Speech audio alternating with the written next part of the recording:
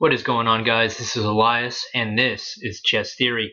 I'm actually going over a game that I played about 2 days ago that I've reviewed pretty consistently over the past 2 days, I believe, or day and a half. Whenever I did play it, I looked at it consistently and then also continued to kind of break it down mentally and then did all my calculations to figure out what was effective and what was not. He's going to go ahead and open up with the King's Pawn opening. And I'm going to go ahead and open up with the St. George defense. If you have seen any of my previous videos, which I will link in the description, you guys will see some of my games, if you have not already, where I discuss the St. George defense in a little bit more depth and the reason why I do it. So feel free to go ahead and visit that video if you get the chance or if you're interested. But I open up with the St. George defense as opposed to the Owens defense when I only strictly used to run the Owens as black. Because of what it has to bring to the table, but I feel the St. George defense is kind of like a bypass of some of the BS or the structural weaknesses early game, and you bypass that with the St. George defense, so that's why I use it in short. As we go ahead and continue, he's going to try to sprawl out in the center and capture some territory and some space for himself in hopes of later game being able to apply that pressure or use that against me. I'm going to go ahead and defend against both sides, especially since now he has both of his long diagonals with his bishops established. I'm going to go ahead and rob him of those areas. Obviously, I don't want him coming here and dropping any kind of threat towards my queen, or vice versa if I were to open up. I just don't want him to have those abilities or those angles on me. So I go ahead and eliminate those early on. With that being said, I'm going to go ahead and make a pawn thrust from c7 to c5. When I do that, it's a baiting attack because I want to be able to develop my dark squared bishop in the center and kind of almost connect both bishops together on one side of the board, so they get two long diagonals that are scissoring across that would be aiming towards the side that he just castled on. Unfortunately, he did not take in that aspect, actually doubled down. And once I had kind of built the defense up in that area, it was pretty much a feint because I know I'm not going to win that exchange. I wouldn't just give it that material, especially with what he has in that neighborhood there on the board. So I'm going to go ahead and back off in hopes of getting a better position, and which I do. So I'm going to go ahead and leap up in that pocket on d5, threatening the dark squared bishop, and then also bolstering the defense over on b6. So as we continue, he really doesn't have a whole lot of momentum going for him. And I know I just blocked line of sight in front of my dark squared bishop, but that's for a better positional aspect, and that's pretty much the reason why I did it. He sees that coming, so he's going to start developing kind of an attack plan to try to skewer my knights in this position here. I see that coming, and I had no intention of really leaving my knight in that position so they could eventually get skewered, because I just don't want that to happen. So I'm going to go ahead and threaten his queen in order to make a better move so I can get the better position. So he has a choice to make there, which he wasn't willing to do because he's not going to lose his queen that early in the game. Smart move. So as we continue, I've got a pretty solid sector set up, at least on my queen side. And then there's not a whole lot of action going on over here yet, but he has the potential to do that, which he ends up doing.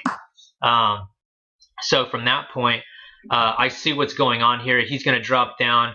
I'm going to end up taking on the g6 square. Once he does that, he's going to come in here and then enforce or drop a check on me. Don't want that to happen. I see that coming, so I'm going to go ahead and throw my queen up there and harass him a little bit and let him know, hey, you know what, that idea is not going to fly. So once he does that, he's going to make a huge mistake here and cut off line of sight to his light squared bishop. I'm going to go ahead and swap that material. From this point, he's going to back off and try to threaten me to get out of that area. But at this point, I'm just going to go ahead and sack queens, doing a mutual queen exchange. From that point, I just robbed him of a huge edge, and then I'm going to start making a pawn thrust on the queen side.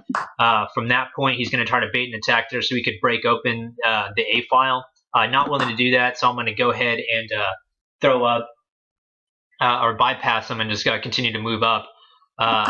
When that happens, he's going to try to bait an attack here or try to get a better position if he doesn't go for the attack. I didn't give him the opportunity, or I didn't want to wait around and find out exactly what he would do if I didn't take. So I went ahead and took. and seize the initiative there. From this point, you're going to see me continue to bolster the defense on this runaway pawn here. Well, it looks like it could be a runaway pawn. And then from there, he's going to do a little bit of shucking and jiving here or there. So at this point, I will go ahead and try to make sure that he can't drop his pawns down in this pawn chain, especially reinforced by rooks, because that is a dangerous position. And since I am threatening him, he could have swiped here, but he ended up doing the mutual exchange instead. So once he did that, I bought myself a little bit of time before he starts dropping these pawns down, and then continue to play the game while he's kind of shucking and driving, trying to figure out how he's going to reinforce A, B, or C as far as dropping these pawns goes. So as he does that, I'm going to go ahead and force him out of that area so he can't drop that unless he wants to lose that rook, which didn't look like he wanted to do. And then from that point, you're going to start kind of seeing the noose tighten, especially as I continue to reinforce the defense on that pawn. So there we go. I slide my rook out, make sure I reinforce that pawn so he's not just going to get taken, because that's about the best bet I've got at this point in the game. So as we continue, I'm going to have my dark squared bishop leap into the battle at this point. And then from that point, if you take a look at his position with the rooks, I'm going to go ahead and step on the other side of this line with my light squared bishop, and then basically skewer his rooks. At this point, I believe he called the game, which he did. And then because this is like probably the worst position he could be in, even if he had taken that pawn, he would have lost a rook either way. And I still have the ability to castle, so do not forget that. And then I basically reinforce however I need to, and then continue the game. Especially with the pair of bishops, there is a lot of power I command at that point. So it makes it pretty advantageous for myself, depending on the calculations, which it doesn't look like he has a whole lot going on. Especially if you do notice that he has an extremely passive, blocked dark squared bishop that he just really hasn't been using at all. So it makes it kind of difficult for him in this position.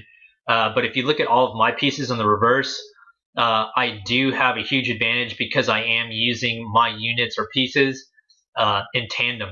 So I'm having them work together for the sole purpose of being able to destroy any kind of competition that he'll throw at me on the board. But I think this is a perfect example of how the noose is tightening around this guy, and he can't really do anything. And every move he makes, he just kind of steps into another quagmire, I guess you could say, that doesn't quite benefit him. And then in the long run, depending on how this variation goes, I don't think there's any way that he really could come out on top unless he gave me something that I just couldn't expect or couldn't foresee. But then again, that's how he played the game, and thank God I played the game this way, because this is extremely advantageous and the kind of playing I like to see as far as me as a player goes. So with that being said, again, this is Elias, this is Chess Theory, and I'll see you in the next video.